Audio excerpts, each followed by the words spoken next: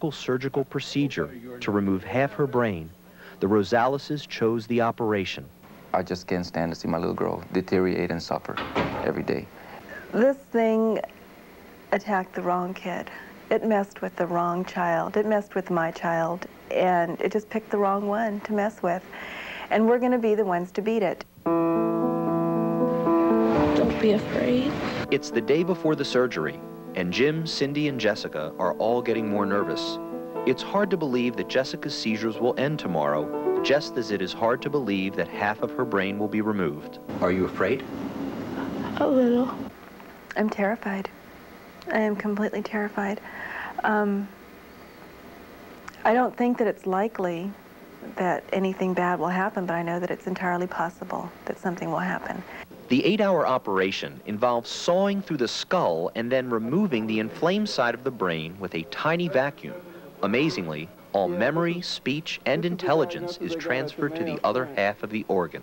And can you wiggle your fingers? Good job. Can you touch the back of your head?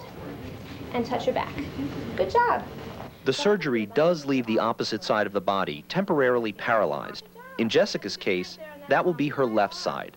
But physical and other types of therapy help restore everything to normal except for the fine motor skills in her left hand.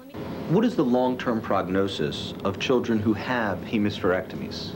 The long-term outcome seems to be very good. These children, once their seizures are controlled by taking out the brain, have no more seizures. They come off medicine. They go back to school. Let's walk to Daddy. There you go. Yeah. Are you a goose? Give him a hug. Give him a big hug. Yeah. Living proof of the success of this radical surgery is 3-year-old Jody Miller. She too was diagnosed with Rasmussen syndrome and underwent a hemispherectomy last November. Before the operation, she was basically crippled by the disease.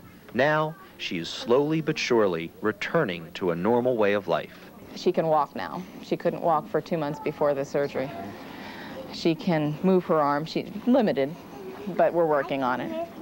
Yes, you can move your leg. Yes, you can. Very good. The goal at Johns Hopkins is to meet the medical and the emotional needs of its young patients. Part of the preparation for surgery involves matching a family who's been through the operation with one that's about to go through it. For the Rosaleses, their match with the Millers was a godsend. Thanks for sharing Jody with us. You know, having her and seeing her was such a wonderful inspiration. It gave us all kinds of hope, knowing that Jessica was going to come out of this with great success. She was going to have a great, wonderful, productive life. Thank you for sharing her with us. What would you say to other kids who might be facing a serious operation? Just have faith. Are you ready for the operation tomorrow? Yeah. Oh, honey, don't be scared. Morning has broken, and the time has come. This seizure will be her last seizure, okay? You ready? You're ready for this, aren't you? At Disney World. Yeah. To me, as a parent, I can't see my little girl suffering or deteriorating worse. I do know that she's so strong and she's such a little fighter that if out of all the children that have ever had this before, she'll do the best in it, better than any of them. I'm convinced of that. Now, only happy thoughts, okay? Happy thoughts.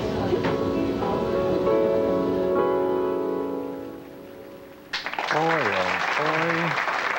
How you doing? That's a tough one. You went through this with Colin, didn't you? Yeah, he was 4 months old. Yeah. You know, it was really nice as I saw that at John Hopkins. I mean, not the same procedure, but you went through surgery at 4. Skull surgery, yeah. And they let the parents go in the operating room. They wouldn't let me go. They wouldn't. The Johns Hopkins Children's Center is one of the only pediatric hospitals that will allow parents into the operating room during anesthesia. They figure there's a very small risk of infection, but there's a great risk of trauma.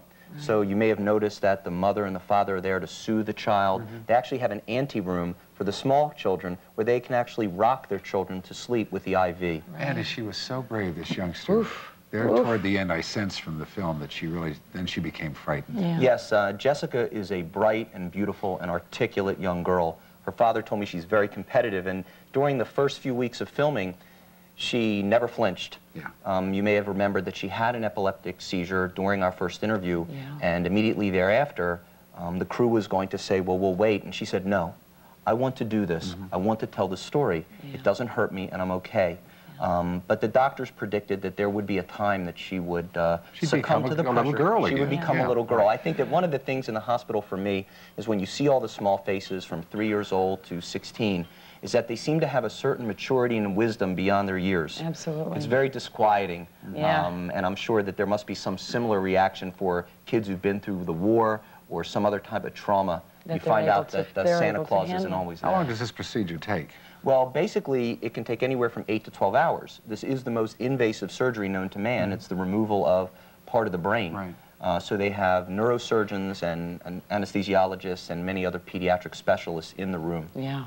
Now, what are her chances now of full recovery?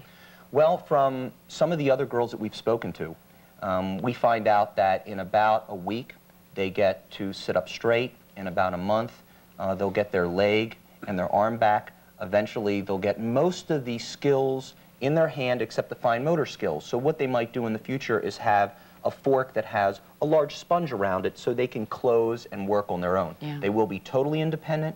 Their mind will work completely well, and you basically are snatching life out of the jaws of this illness. Wow. Yeah, absolutely. Right, Now, well- well, you're going to follow the story. How long will it take before we can find out what the results will be for her? Well, the doctors say 1 week is good, 2 weeks is better. So we're going to go back and next week and meet with Jessica and see how she's doing and follow up with her parents and report back to Thanks, you. Andy. All Please right, do. well, we will our continue prayers are with them. to follow this story and Thank keep you you. posted Good on luck, Jessica's Jessica. recovery. Again, what a story. So stay with us.